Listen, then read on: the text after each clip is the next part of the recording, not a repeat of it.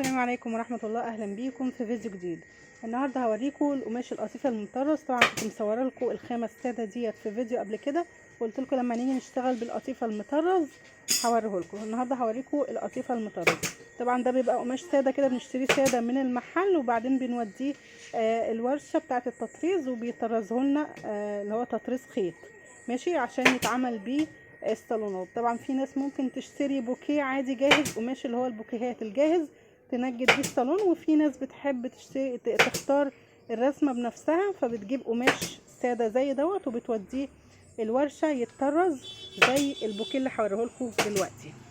بصوا دي كده رسمه البوكيه اللي العميل اختارها، وهو كده في ظهر الكرسي بتاع الصالون.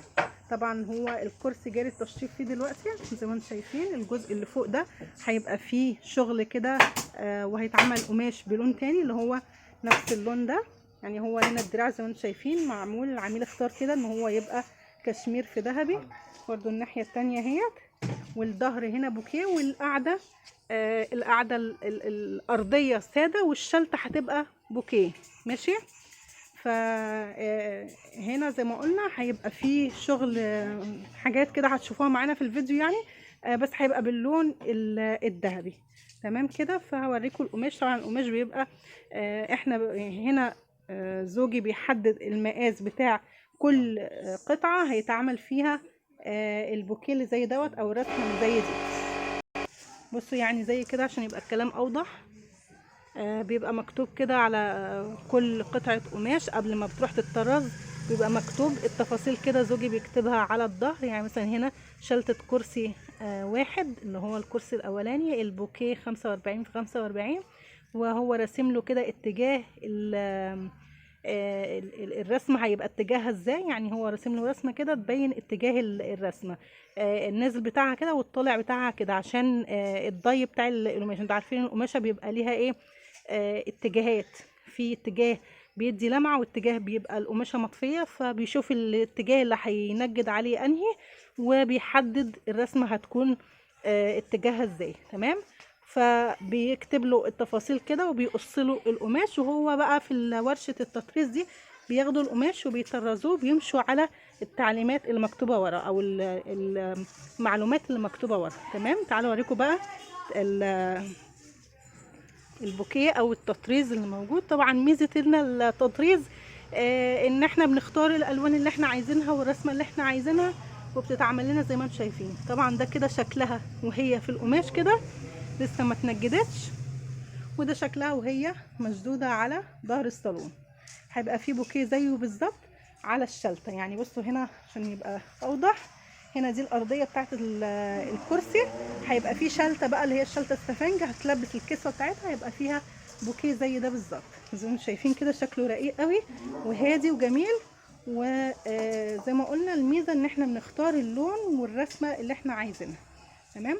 زي ما انتم شايفين كده التطريز كمان حلو ازاي، مفيش بقى كشكشه قماش ولا زي بعض بوكيهات كده، الحاجات اللي هي البوكليت والحاجات بعض حاجات كده بيبقى فيه قماش الصراحه قماش نظيف جدا والرسمه فيه مظبوطه وما فيهاش الكشكشه دي. بيبقى فيه قماش تاني تحس ان ما بين الرسمه والرسمه الاماكن الضيقه دي بيبقى فيه كشكشه وفيه حاجات عاليه كده من القماش قبه يعني. ف يعني كل حاجه ليها ميزتها وليها عيبها يعني. فالحاجات ديت اللي انا بتكلم عنها دي بنحاول بقدر الامكان هنا ان زوجي بيشدها بحيث ان هي ما يبقاش فيه الكشكشه والحاجات اللي انا بتكلم عنها دي. بس احنا بنتكلم، خلينا بقى هنا في الموضوع ده، في التطريز ده، ان هو زي ما انتم شايفين جميل ازاي، مفيش بقى لا كشكشه ولا اي حاجه.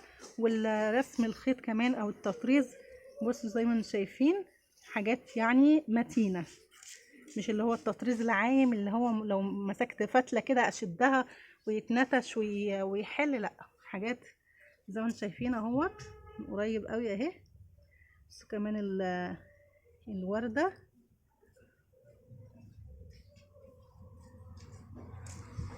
ماشي. محل التطريز ده موجود في العطارين في اسكندريه، في العطارين جنب محل خلوصي بتاع القماش. هنا بقى الكرسي دوت لسه زي ما قلت هيتعمل فيه حاجه اسمها عش النمل، او حاجات كشكشه كده هتبان اكتر عشان الناس اللي مش تبقى عارفه المصطلحات دي، هتبان اكتر في التصوير لما اجي اوريها لكم في التصوير اللي جاي ان شاء الله. تمام، ده كده كان القماش اللي انا قلت لكم هصوره لكم المطرز. انا كده على ما اظن قلت كل المعلومات اللي المفروض تتقال، فلو انا نسيت حاجه او انتوا عندكم اي استفسار اكتبوا لنا في التعليقات او ابعتوا لنا على الواتساب، بسيب رقم زوجي بتاع الواتساب في الوصف تحت الفيديو، اللي عنده اي استفسار يبعت له على هناك وهو بيرد على كل الناس، واللي عنده اي استفسار عايز يسالني في حاجه ممكن يكتب لي في التعليقات وان شاء الله هنرد عليكم على كل تعليقاتكم. ولو عجبكم الفيديو اعملوا لايك واشتركوا في القناه، والسلام عليكم ورحمه الله.